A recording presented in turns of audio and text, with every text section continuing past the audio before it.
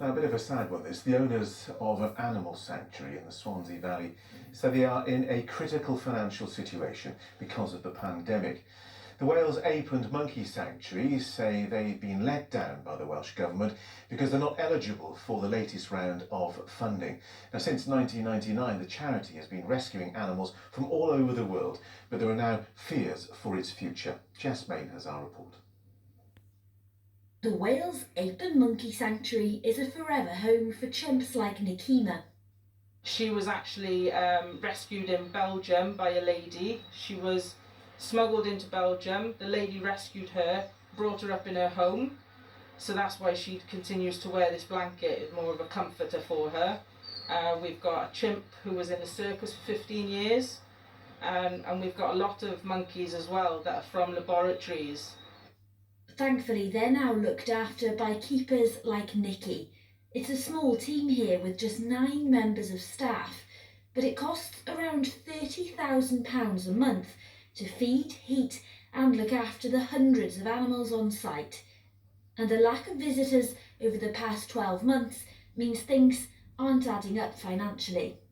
Rosie says while the charity has received some funding from the Welsh Government's Economic Resilience Fund, they're not eligible for the latest grant, and what they have received isn't enough. We've had, I think, £18,000 from the Welsh Government since last year, and we've had over £20,000 from Powys Council, but in the grand scheme of things, if you split it up over the 9 months we've been closed, it's just over £5,000 a month. And when it costs £30,000 a month to run the sanctuary, we're at a big loss. Without new income, the charity is now eating into funds which would normally be set aside for important rescue operations, like this one involving 5 monkeys from Spain in 2019. In a statement, the Welsh Government recognised that the sanctuary had already received some funding and said they could be eligible for more. They said they recognise too the difficult challenges and pressures being experienced by businesses and were doing all they can.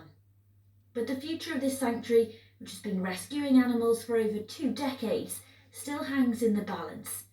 Rosie says all they can do is remain positive. We still have to keep the morale up and we have to keep going. We're not just here for the money, a normal job, we're here for the animals. Jess May, ITV News. Where's her answer can be found?